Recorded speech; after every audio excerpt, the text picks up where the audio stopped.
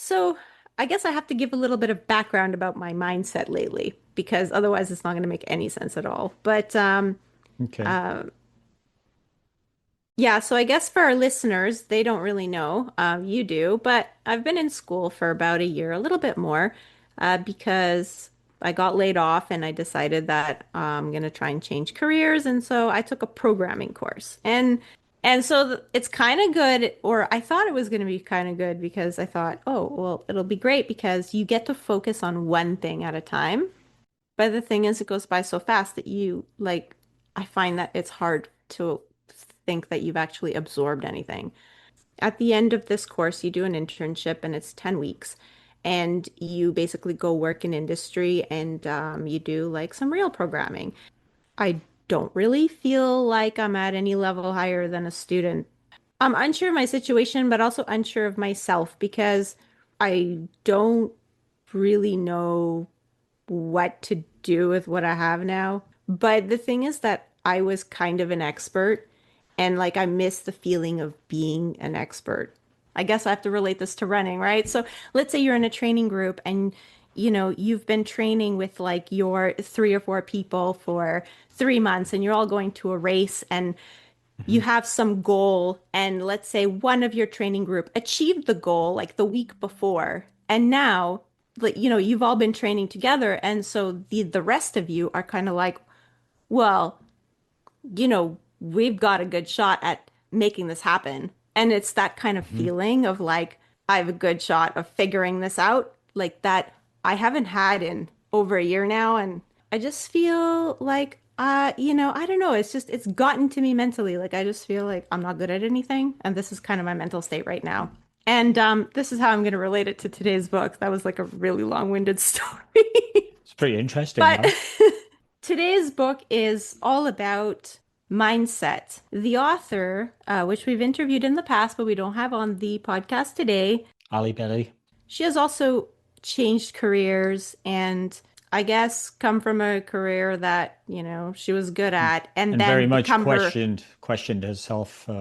questioned her choices Yeah. and yeah, and she did talk about that a little bit in her other book. This one is more of a workbook. Um, and so although I've read it cover to cover, I have to say that maybe what I need to do right now is go back to some of the exercises. Maybe this book, 31 Days, although it's running related, will have some reflection, some quick reflection. And, they're one-day exercises. Maybe we'll see some things as we go through that, you can use as tools to help you think.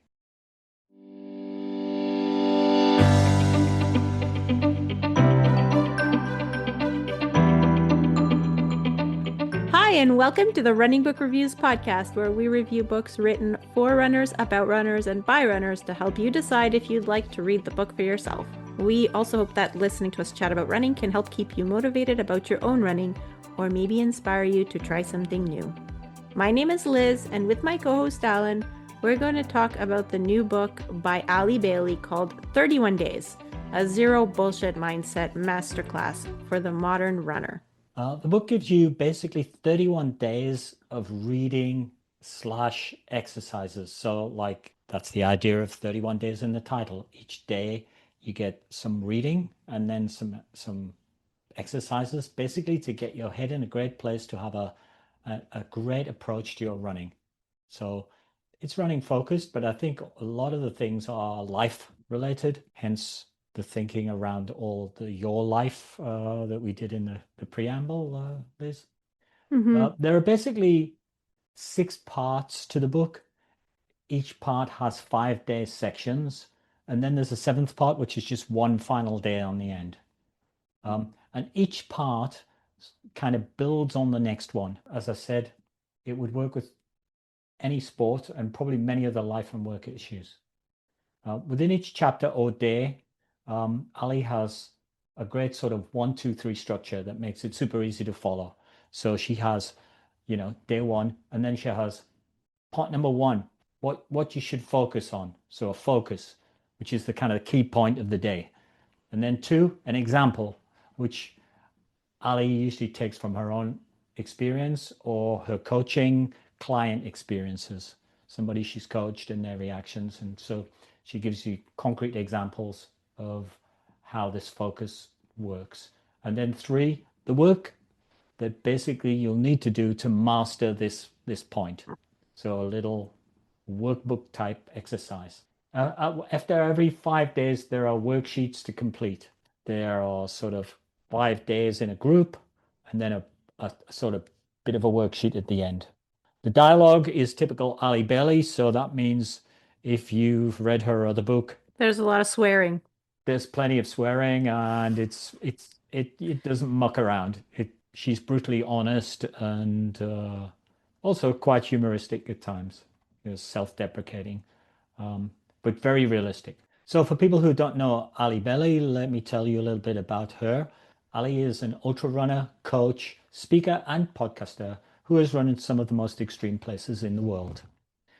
Ali's finished over 200 marathons and ultra marathons all over the world. But the most remarkable thing about all, certainly according to me, the most remarkable thing about all of these achievements is that she accomplished most of them whilst battling depression and alcoholism. And the story about that is in her previous book that we covered last year. Although running ultimately became the vehicle that helped Ali uh, buy the time to recover from a number of severe mental health breakdowns, it did not save her. In fact, there were times when it made her battle all the more difficult. After a seismic mental health crisis in 2021, Ali finally admitted to herself and those around her that she was an alcoholic and started her recovery.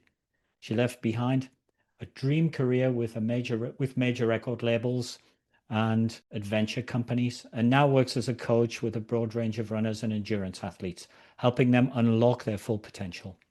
In 2022, she was named as one of the most inspiring female adventurers in the UK by The Guardian. So that's pretty prestigious for the UK.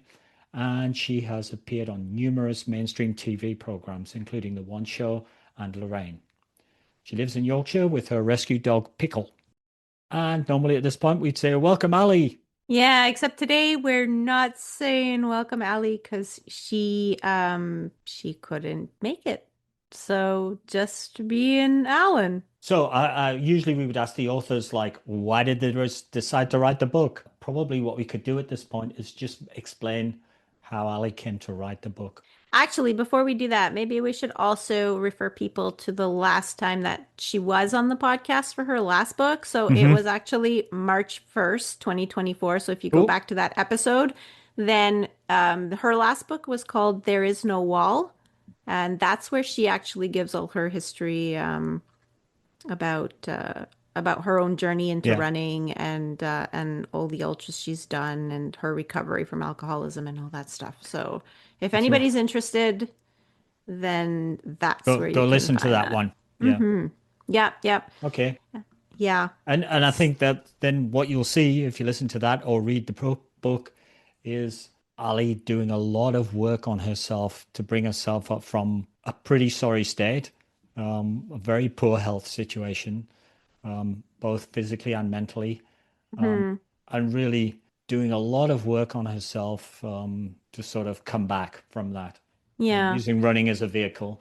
And so this is kind of so she has since started coaching and I think what she explained in the intro of the book is that basically she, I guess, wants to give athletes somewhere to start, and that's why she wrote this book because you know she, I guess, has experience with other athletes that are also battling some kind of mental health issues or addiction or those kinds of things. And so, so she says like, you know, she she wanted to write kind of like a self-help book that would be more helpful than what you usually get. And that's where all the Mm, exercises come in. And actually, she stresses it at the beginning and at the end that, you know, it says 31 days, but like you can take a year to read this book because maybe you need a few days to think about and do the exercises or something like that.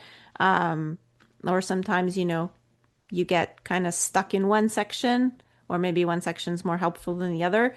She does also she kind of separates it. Alan mentioned there's like 5 day stints. So the book has 7 sections, I believe. Yeah. But Uh, only six of them have five days in yeah, them. yeah. There's The last section six fives, so 30 is plus one. basically day 31, which is telling us that the work is not over. Yeah. So I guess we can go through each section and maybe pull out one or two things Yeah. that And I think we remember. the sections also build one on top of the other. So she says, they're in a sequence for a good reason, Hmm. and you Yeah. should try to do the first bit and get it solid before you move on to the next bit. Hmm. It might be that you don't need much out of one of the pieces and you can move on quickly, or you might need a lot, in which case she says you probably shouldn't move on. You should do the work, Hmm. because you're building a foundation or you're building a pyramid or whatever, but you've got to get the foundation in first Yeah. before you build the next layer. Yeah. She also puts a big emphasis on, in order to do that, you should really do the exercises. She does do that, yeah. Yeah. And so the first section is called Do the Basics. And by basics, like she really means basics. She's like sleeping, eating 3 meals a day. Yes, tying your shoes, putting your clothes on in the morning. Um, Yeah, yeah. Um, and she says like because without that you can't really move on. I mean, because if you're not sleeping well and you're not eating, how is your mental health ever going to get yeah. better? Right? And I So guess a little bit on top of that, just going out for a run, not worrying about whether your running is, you know, optimal. fast or good or Yeah. long Well enough or structured or whatever. yeah. Yeah. Just go for a run. She talks about, if you're doing the boring stuff, don't go, oh, I'm just doing the boring stuff. I'm useless. Actually, the boring stuff is building your foundation. You shouldn't treat it like a throwaway item. It's, building a solid foundation. Hmm. And this is one of those sections that I think she thinks that people should spend more time on because a lot of people they pick up self-help books, but they don't have this part down, and that's why she Hmm. starts with it because Yeah. this like if you Yeah. just eat 3 meals a day and get enough sleep at night, like sometimes it fixes a lot Hmm. of problems. And it's also easier than to do the mental work because it's hard to be motivated. It's like trying to go for a run when, 3 days in a row you've slept 3 hours. Like it's Yeah. kind of hard because And then you say, oh, you're my run's useless. No, no. yeah, That's, no, I mean, yeah. it's not. It's like, well, you're not motivated because like you're too tired to be motivated. Like your brain Yeah. is scrambled. You haven't been doing any of the basic things that you need to, stay healthy and alive. So, especially the eating part. She does talk about, also, checking off your runs and trying to make it work. And one of the things she talks about in doing the basics in terms of doing your runs reminded me a bit of you in your fridge, Liz, Mm, with your training program on the fridge, and then you shade yeah. it in. She Mm-hmm. actually talks about having a wall of training bricks and coloring them in as you do them, different types of colors for different types of runs. I think, you and I have color it green if it's delivered 100%, and then yellow if it's Mm-hmm. delivered mostly in the spirit, and then red if it's not done. Um, Yeah. so you can hopefully see a lot of green and look back on it and go, oh, that's not so bad. But she's talking about just doing the basic stuff and coloring it in so you've got a wall that you're building. And so then actually following that, in the next section, she talks about she calls it mindset myths and monsters because there's a lot of myths around. She calls out all the fancy jargony stuff, and Yeah. really just tries to pare it back to basics. Mm-hmm. Accepting that you've got to do some work. One of the things she says is fake it till you make it is not a good idea. It doesn't really work. You're not Mm, you're not being honest with yourself. You need to be realistic. I think she's more of, develop a mindset of being an ultra realist, which we've talked about before, Be Yeah. realistic with what you can do and don't try to pretend. Mm-hmm.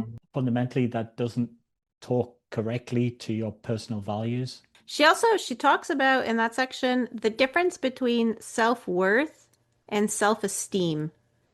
Um, I don't know if you remember Okay. that, but it kind of Now I stood out missed to that me. bit, I think. Yeah, it stood out to me. I don't know. I guess because that's where my mindset is at the moment. And she actually says, like, so they're two different things, but we think of them as the same thing, but they're Yeah. not. Self-worth is like intrinsic, and self-esteem is kind of like confidence. And it's normal for like self-esteem to waver and not always be the same. Hmm. And sometimes I guess you have less confidence and more confidence Hmm. depending on how things are going. Like if you But the started a new important job, thing, for yeah, so you have example. no confidence or negative confidence. But self-worth is kind of like the feeling like you deserve to be happy, like that you deserve, some kind of like quality of life or whatever it is that you kind of want. It's the You, belief that, you have yeah, some and that basic entitlements. Yeah. yeah, and that's she says it's intrinsic, like it comes from inside. And she says, so basically, it's okay to not have self-esteem sometimes, but you need to have self-worth. Hmm. And so if you don't think that, you're worth being loved or any of those things, Yeah. then, like you need to work on that. So that's why it's in the second section. It talks, she talks about understanding your values. So, actually knowing what are the things that you value and why you value them and being true to them, because that helps you build self-worth. So, Yeah. for instance, running book reviews to impersonalize it a bit, running book reviews values is that we always read the books. We Hmm. don't just read the summary or the first couple of chapters. Our values as a podcast is we read the books all the way through.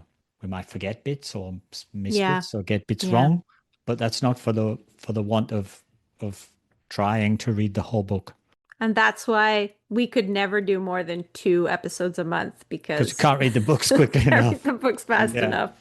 Yeah. yeah, yeah. But you see a lot of podcasts with new authors on the circuit, and you go, "Wow, how did they do that so quickly?" Well, that's Yeah. because they haven't read the books. And sometimes they actually say on the podcast, well, we haven't read the whole book, but it looks pretty interesting. Tell us about it. Mm. Yeah. Oh, that's not our value system. Well, and also like, I mean, we dedicated ourselves to this, book review thing. So that's, it's something that we like. And we like reading the books because, you can learn a lot of things and it's fun. Even the books that are like biographies. I mean, it's kind of fun to read about other people's lives and how they got to where they are.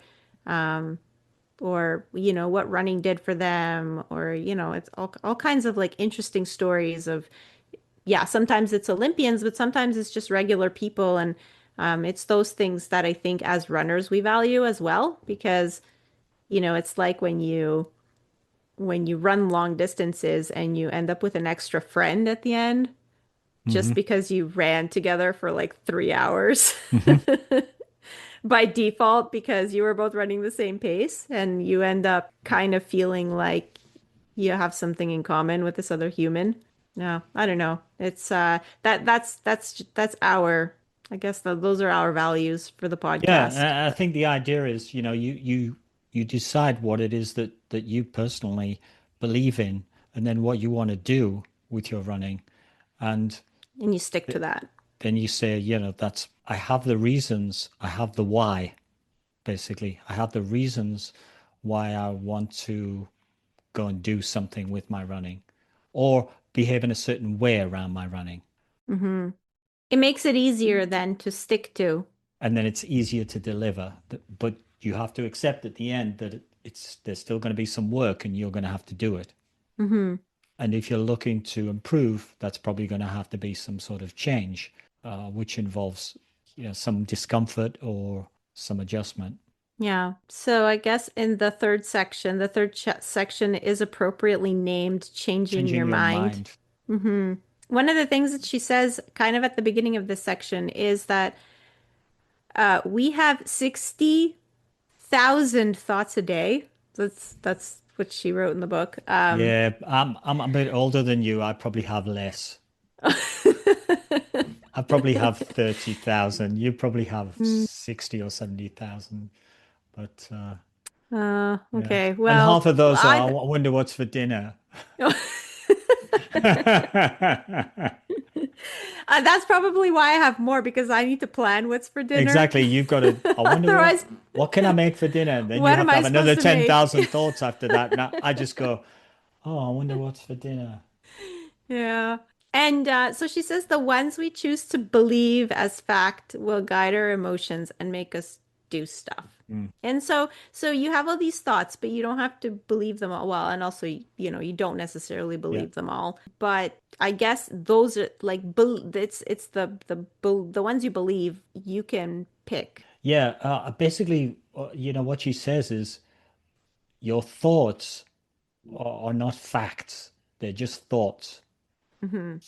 I guess some of them might be proven facts, but if you think I can't run a certain time, like if you think I can't run a 3 hour marathon, bring it Hmm. back to marathon goals, that doesn't mean you can't. You can decide that just as quickly as you can say, well, I can't run a 3 hour marathon, you can say, well, I can run a 3 hour marathon. I can definitely run a 3 hour marathon. It's Hmm. the, neither of those are factual, but you can choose to some extent, you can choose some thoughts that are helpful to you.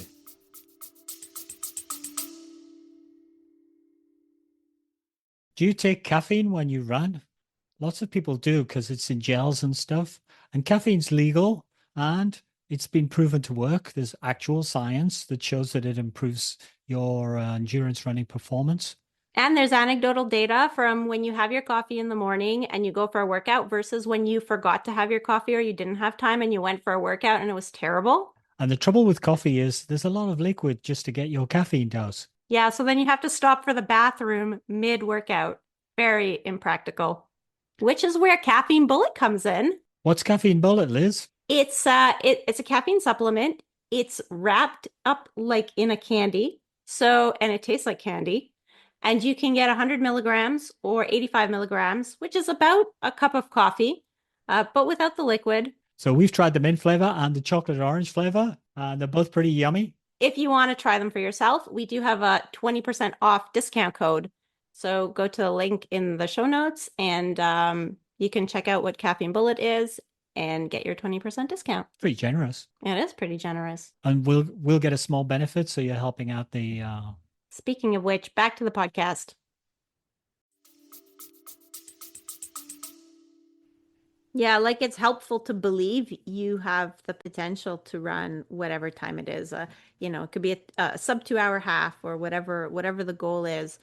But if you already believe that you can't do it, then I mean, I'm not saying that you might not surprise yourself on race day because hmm that happens all the time, hmm but you but it do have doesn't to help you.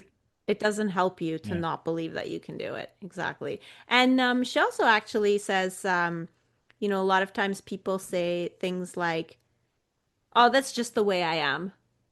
And she Yes. actually she actually has an Yeah. abbreviation for it, JTWIA. This is just the way I am. Yeah. Because she has a whole section about this, and she says no, like you weren't born. Let's say I don't know.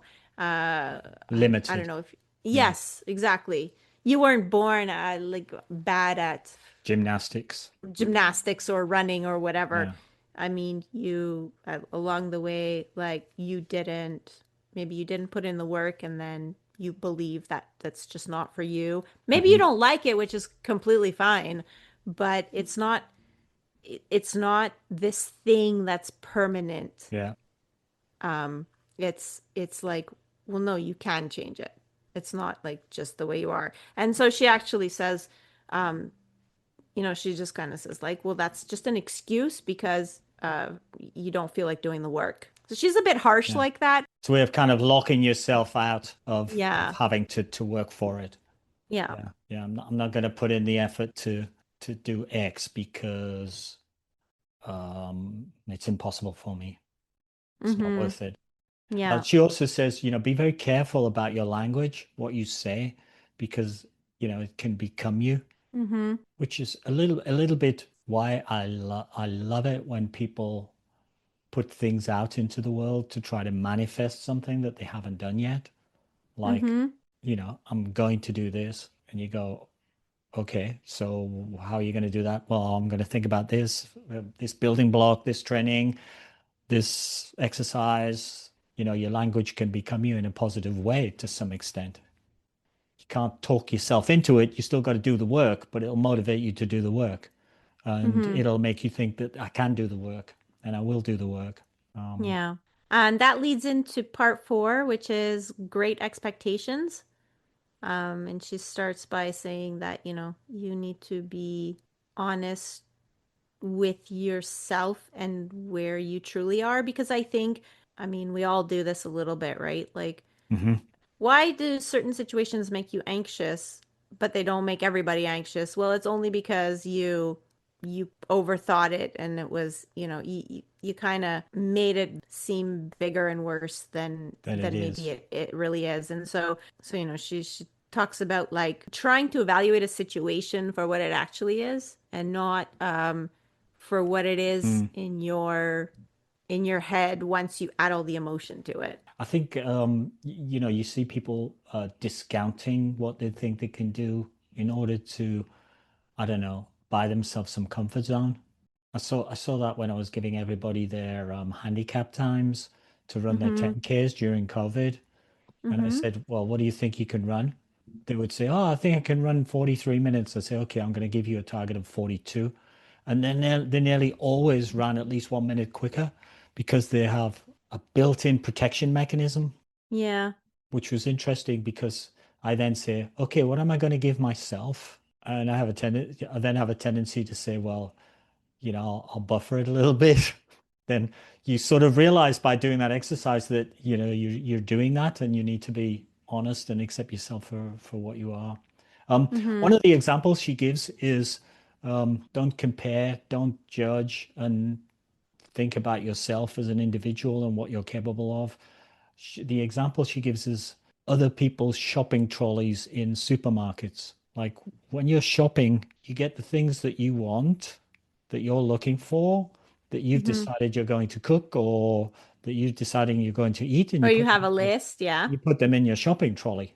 Mm-hmm. You don't go around looking at other people's shopping trolleys and saying, "Oh, they've got that, I should have that. They've got that, I should have that." You don't spend time looking into other people's shopping trolleys and looking for the things that they've got in their shopping trolley.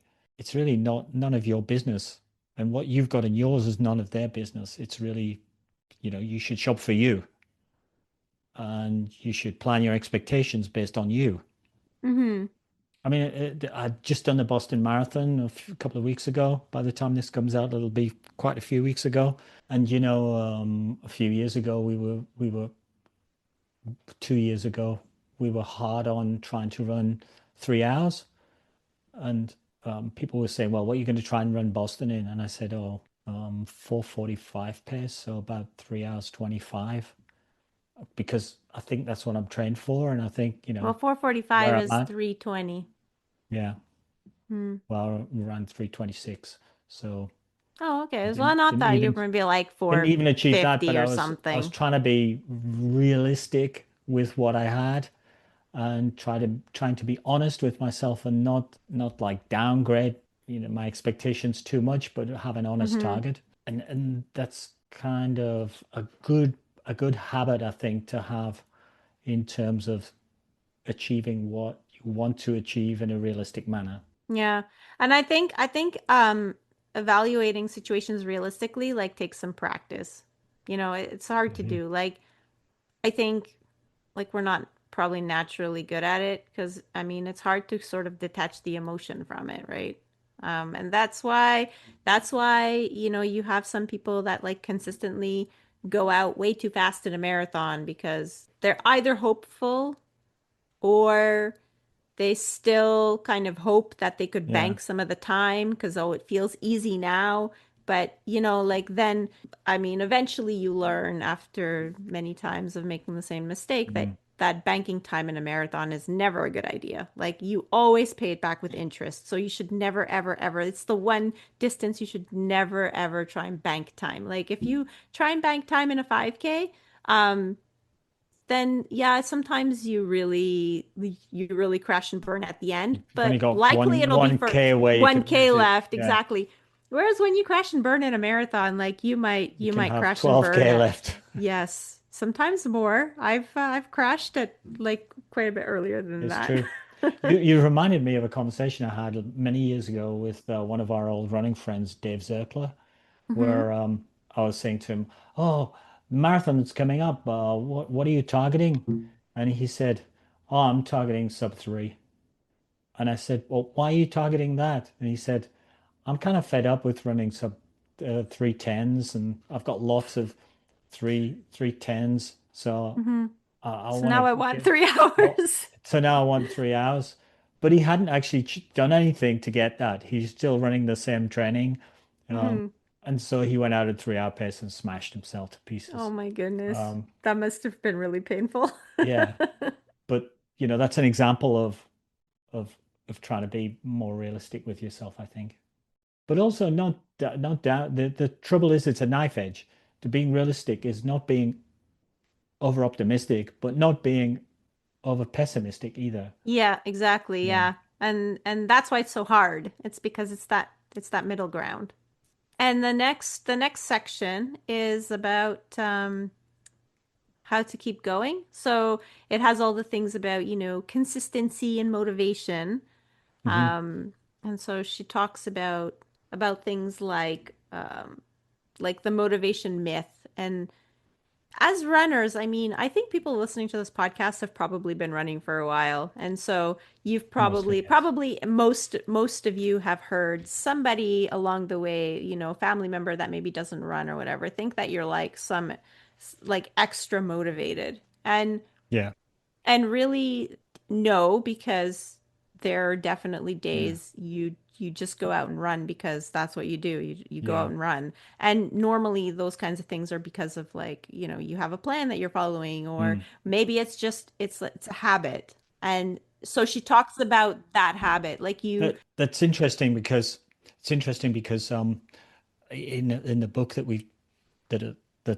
I did with Cheyenne, what I talk about when I talk about running by Haruki Murakami, Mhm. he actually had days where he didn't feel like running, and he thought he was the only one, because you look at other people who are running and you go, well, they must be super motivated all the time. It must be easy for them to just go out and run. Mhm. So he met a an Olympic marathoner in Japan called Seiko, and he asked him, "Do you ever have some times where you don't feel like going out for a run?" And he said, "Yeah, of course I Mm. do." And he said, Every "Oh, second okay, day. okay." So everybody's kind of the same. Maybe they're at different levels, but they still, have difficulty being motivated. And so that's where things like having a plan comes in, or having the day scheduled. Hmm. Um, And I think like sometimes the people that are the least consistent, it's because they don't make their runs as like a given. It's sort of like, well, maybe I'll do it on Tuesday or Wednesday. Yes, And I'll see and I how I think go because I'm quite busy on Tuesday. I don't know if I'll be able to yeah. get it in. Yeah. And I think like that can work for some people, because like for some people like their work life is just very variable, and if let's say one day you had to work for 12 hours, like you didn't you don't want to be running at midnight kind of thing. And so like Mm. sometimes that does work for some people, but I think most of the time if you're going to get it done consistently, you just have to have it as it's not a question of like, oh, am I going to run Tuesday or Wednesday? It's like, no, like when on Tuesday am I going to run? And even Yeah. that, you could take it one step further. And if like really you are just someone that easily misses runs because let's say after work you're busy, because you have, kids to pick up and dinner to make and all those other things. Hmm. Well, maybe you just have to be one of those 5 a.m. runners. Like you have to get up in the morning and just Yeah. get it done in the morning, because maybe for two reasons, because your brain is fresh, so you're maybe more And motivated because you're fresh, and also because like then you get it out of the way, it's done, and then the rest of the day, like whatever chaos happens can happen. Because running is pretty predictable. Like if you know that you're going for a 10K run, like how much is the time really going to vary? It's going to not be, much. Yeah. yeah, you're either going to take, maybe if it normally takes you an hour, the most it's going to take you is maybe 65 minutes. So it's Hmm. like you can allocate that time in the morning, and it's very predictable, and as long as you set your alarm and you manage to roll out of bed on time, like you can get it done. And if you're a But little late, maybe you're going to get 9K done instead of 10K. instead of 10K, yeah, And exactly, but you that's still kind of get not throwing 9K. the thing away because you don't Exactly. have enough time. And that's what she says in the consistency bit. It's like I mean, it doesn't have to be perfect, but you got to find a way to just get yourself out the door. And in terms of motivation, so she does talk about like the two different types of motivation, intrinsic and extrinsic. And extrinsic, and they're both useful, and they can both be motivating. Hmm. For sure, like extrinsic, that's things like getting a race medal, Yeah. being, having your family come and like support and cheer for you, like feeling kind of special that Yeah. way. That's extrinsic motivation. And Meeting your buddy who you normally would never get to meet if you didn't go running. Yeah. exactly. And so like there's different types that it's just being motivated by something that's outside of yourself. And if that's what motivates you, then you're probably the kind of person that needs to have a race that in the calendar for Hmm. not too long from now. We know people Because like that. yes, yes, we do. Although some of them are also intrinsically motivated. They just like racing. Like so it's fine. And the thing is like there's no wrong way to be motivated, but she just describes the two different Yeah. types. And It's very interesting that one of the things in that chapter that comes up that I found kind of fascinating, and I was sort of looking at it and thinking about it hard, where she says most people think they need to be motivated before they take an action. yes, And yep. and and she says, no, you got it all wrong. Mm-hmm. You got it around the wrong way. You need to take the action before you get the motivation. So you have to figure take an action. And that's Mm-hmm. what motivates you. It gives you that rosy feeling, that accomplishment, and the wall that you can color in or the box that you can tick, that Mm-hmm. dopamine hit, and that's that motivates you to keep going then. Yeah. So, if the action's an obstacle, make it small, which is kind of a cool way of thinking about it. And I think that's a good lead into the last section, which is the onward journey. Um, Hmm. And here I guess she talks about more of the mental sides of running. And the aspects of looking ahead as well as Hmm. just keeping going, Yeah. which she does in part five. Um, but she talks about not looking too far ahead. Yeah. You do want to look ahead because that's how you plan, but you don't want to look so far ahead that it becomes like a weight on your shoulders. And that Hmm. goes for in your race, but as well as just like your training. I mean, Yeah. sometimes it's worth having goals that are short term. So I don't know, you're training for the next 3 months for I don't know, a 10K in 3 months. So you can pick a plan that's like 12 weeks, let's say, and then like, okay, for the next 12 weeks I'm going to do this. But it's not forever. It's for 12 weeks. So, you can usually like get yourself to follow something for a limited amount of time like that. But if you look too far ahead, like, oh my God, I got to do this running thing for the rest of my life, like, well, that's a bit big. And inside a race, it's the same. It's like when you're not feeling good in a certain part of the race and you start doing the mental math and calculating Yeah. what your finishing time is going to be and how much it's going to be hurt by your current pace. But you actually, like right now, you're like, I mean, how many times does it happen that in a race it kind of turns around and you start feeling a little better again? and your Mm. pace picks up a little bit or whatever, especially in the longer races. I mean, Or it you're happens actually in the on a short races. gradual uphill slope and you don't realize it, and you're going, "Oh, I'm struggling, I'm struggling." Then suddenly later Yeah. on you go, "Oh, I'm feeling okay." You've Yeah. actually gone up a slight hill and you're going down the other side Yeah. sometimes. Sometimes. And the thing is that if you're so worried about what the end result is going to be because of what's happening right now, then you're wasting a lot of energy, but also Hmm. you're getting yourself all worked up for something that Yeah. you don't know is going to happen. You're Like because catastrophizing. You're hmm basically just looking at the future and assuming it's going to be bad yes, yeah, when actually you don't know. And now you you've don't chosen a know. whole series of thoughts that are not helping you, Yeah, which, brings us goes back back to to the one of the earlier things where you can choose your thoughts and you can say, okay, I'm going through a bad patch. How do I conserve so I can deliver later? I know there's a downhill coming up and I can recover, hmm or whatever. Um, a typical one would be in ultra runners. You say, how the hell do you focus on, running 100 miles? And they nearly always say, I don't. I run to the aid station, yeah, which is 5 miles, or yeah. So I'm just running to the aid station, keeping it together to the aid station. Then hmm I'll get refueled and I'll feel different, and then I can run the next section. So what they do is they break it down into visions of little bite-sized visions that they can hmm basically deal with. Um, yeah, our marathon onward journey when we're just in the race is, let's run the kilometer at 4:15 pace. yeah. And then we'll put that kilometer behind us and we'll run one more kilometer. We're not thinking about how the hell are we going to keep this going right till the end. No, you can't think about that because it's too difficult.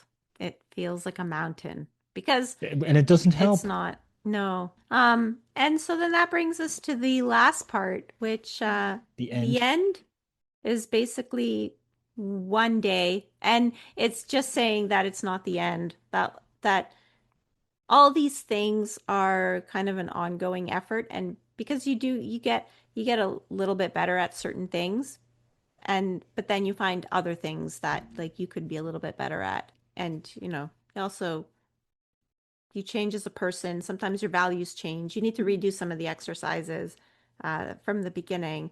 Or, you might slip off of your doing the basics well. Yeah, I think what Ali says is, just be aware. I'll talk to you all the time about doing the work, do some work, do a little bit of Hmm work, try to do the work. And part of the end is, by the way, the work never ends. Yeah, There's always something to do. And you got to figure that you're going to be trying to do that on an ongoing basis. that's pretty much That's kind of that's it. that's the book. Yeah. And I mean, Allie's got her own website. So, from our last podcast, she gave us her website is alliebailey.co.uk, so you can always go there and check her out. She has a blog, although I I think don't think the her internet blog is is not AB so. Runs, I think, if I remember rightly. Or You mean just her Instagram? her Instagram. Yeah, sorry.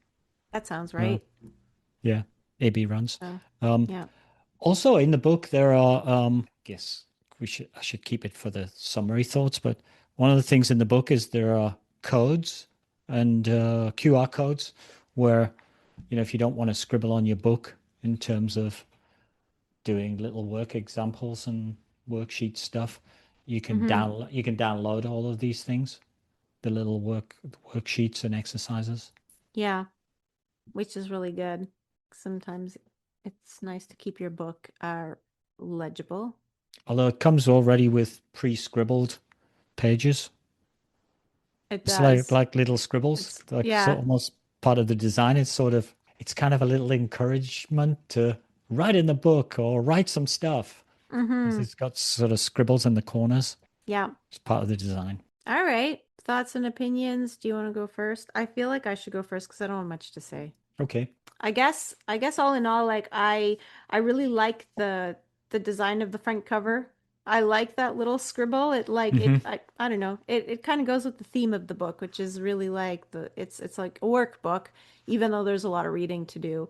I mean, obviously like I kind of read this cover to cover and I Yeah, did me too. kind of do some of the exercises mentally, but it's really not a book like that. Like you shouldn't do it that way. I mean, I guess the Mm. first section for some people might be just checking off the boxes, right? Like, oh yeah, like I've Yeah, been working on sleeping because we hear yeah, about all these things in like yeah. training books as well, right? Like you should as an athlete if you want to not be injured all the time and recover from your Mm. runs, like you should, sleep consistently, have good Yeah, quality of I've sleep, gotta. like eat enough carbs, all those things. So those things are kind of I think some of us could just check off those few Yeah, chapters.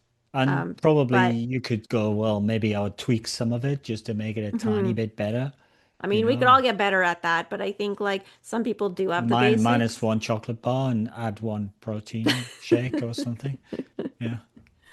Yeah, yeah, you could do things like that, but otherwise, the rest of the chapters are like kind of hard, I would say. I mean, some of the questions she asks, if you want to do them right, like you kind of have to think about it. It's like, well, what are my values, And so Yeah, I you've got to think, be you've got yeah, it's not sort of easy work where you can just go, yeah, well, of course.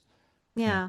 Because So, also the thing is sometimes like initially you might write something down, but if you reread that in like 2, 3, 4 weeks, sometimes you're like, okay, yeah, but I mean, yes, that's my value, but that's not my true values. Like I think it's more this. And so I think when she says at the end, like the to keep doing the work, I think almost you could go through the book as a workbook and then you could probably go through it again and have a completely different set of answers mm. to some of the chapters. So yeah, like I I obviously think the thing with that it's stuff is I've done all that at work for yeah, work, yeah, but I've never done it for me. It's kind of as a person yeah, or yeah. as I a think runner. I think a lot of like a lot of the reading was it was some of it was very eye-opening and she also I feel has a really good way of explaining things. Um, like I really liked the bit that I had remembered about, just the way I am. And it's like, yeah, like sometimes we do say that. And we Hmm. even sometimes we don't say it to other people, we say it to ourselves. But Hmm. then what we say to ourselves is like kind of what ends up influencing us and affecting what we do and how we behave. And so if we want to change what we're doing and how we're behaving, like then we also need to change the way that we talk to ourselves. And Yeah, so that's a, it's not that's just the way that, we are. that's a super good point in that often you can see things in other people or outside of yourself that you don't see in yourself. Yeah. Um, we've talked in the past about treating yourself as your best friend, Yeah. where you tend to be, oh, don't be hard on people. Look, they're working really hard, and you should encourage them and Hmm. shower them with positive reinforcement and love. And then it comes to yourself, and you go, well, yeah, I'm useless, Well, or that I was a dumb thing to don't know do. what And I'm yeah. doing, or Yeah. yeah, And I think like all God, of why those can't I things are get up and go and normal. run in the morning, or whatever. I think all of those things are normal and it's just, she calls them out. So, Mm. um, it doesn't mean we can't make it a little bit better. Yeah, the little bit about the downloadable pages that you don't have to kind of like write Hmm. scribble all over your book. I think that that also speaks to the whole philosophy she has about keep doing the work is, I guess, if you do it the first time, it means your book is full. So now you can go download the pages and do it again on a blank piece of paper. So Yeah, that's kind of like a nice addition that she did. So all I in all, think like it was super well put together, I I think find. my I think my opinions are about the same as yours. I think it's a great self-help book in terms of mindset and not just for running, although the examples are all running related, so that's cool. One of the things I noticed is in her last book, every chapter started with like a Spotify link or a reference to a song that was Mm-hmm. meaningful to her. And I was hoping she'd have some songs. Oh, because I like that stuff. yeah. And there were no songs. Yeah. Um, so I was a little bit sad about that, but I Oh, guess it's not relevant for this. We've said it before. She talks about working through the book and your advice to stop and do the exercises before proceeding. We kind of didn't do that because we wanted to read the whole book so we could review it. yeah. But one section builds on the next. And as you said, and I've said here, the exercises themselves are very simple in that, she'll ask you a question like write down the behaviors that you believe are helpful to you or something like that. And so, or the thoughts that are helpful to your running. Um, so the idea is so you can examine yourself. So it's a simple request, but it's actually a hard exercise to do Mm-hmm. sort of properly. But probably the thing to do is not worry about it too much and just do some stuff, do some work, and again, accept that it'll be imperfect, and you can Yeah. revisit it later if you're still working on that section. Yeah. But good, pretty good stuff. I think I might, and I was saying this to you earlier, I might use it to try and help myself to improve my mindset about trying to write a book because I've sort of Yeah. done some writing, but I've been very inconsistent with it. So no consistency.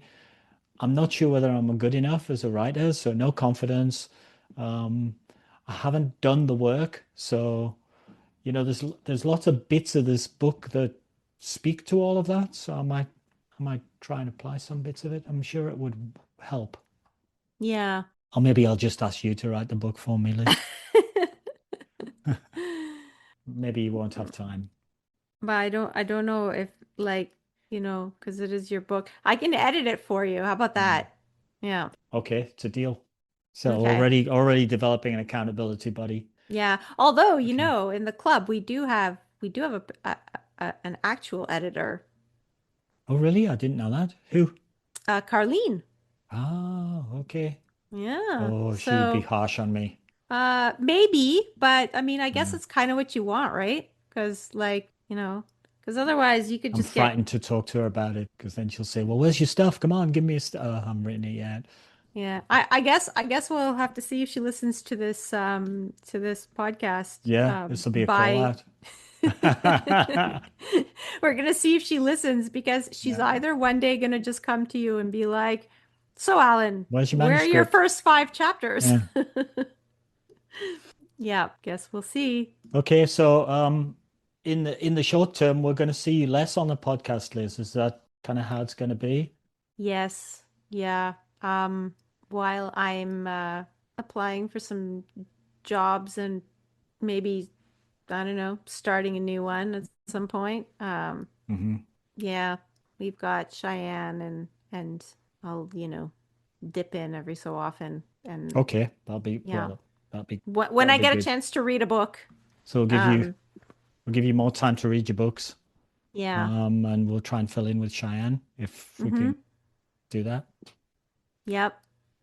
And Cheyenne is also like a running book nerd, so He is, I think yeah, the and listeners will he's like. younger and faster. So Mm-hmm. for people who Yeah. are interested in younger and faster, Yeah. he provides that. And he's going to teach Alan things like shared, you Shared know, Google documents shared instead of a Google Word Doc. file that you email to people. It'll be What's wrong great. with that? At least I'm not writing it by hand and sending it in an envelope. Well, that is true. That is true because Yeah. then we might only be able to get like one podcast a month out at that Yeah. rate. So, um, Okay, good stuff. yeah. All right. Outro time. Thank you for listening to another episode of Running Book Reviews.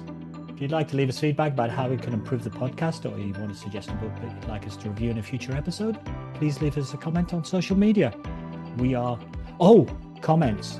Um, I went to Boston and I went to get my race packet pickup, and the guy who gave me my race packet said, "You're that guy from Running Book Reviews.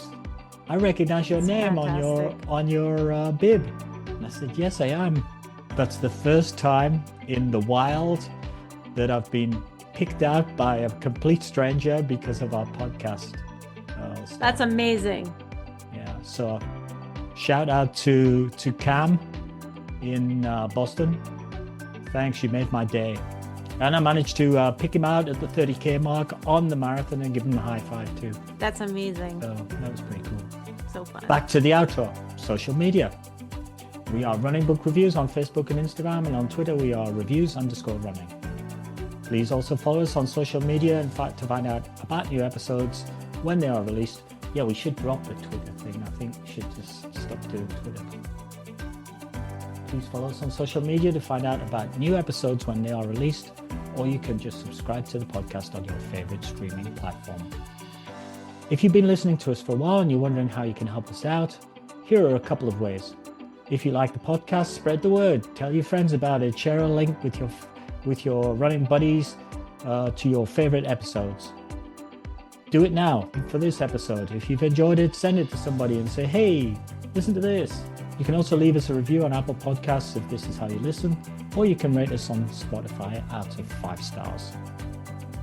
We're also on Buy Me a Coffee, where if you go to buymeacoffee.com and you look for a creator called Running Book Reviews, you'll find a few photographs and outtakes and useful anecdotes, pictures.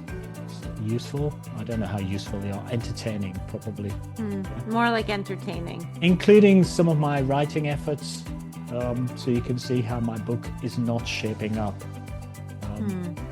And you can buy us a coffee if you want, but you don't have to. All the access to all the stuff on there is free. That's all for now from Running Book Reviews for today. Bye for now. Bye.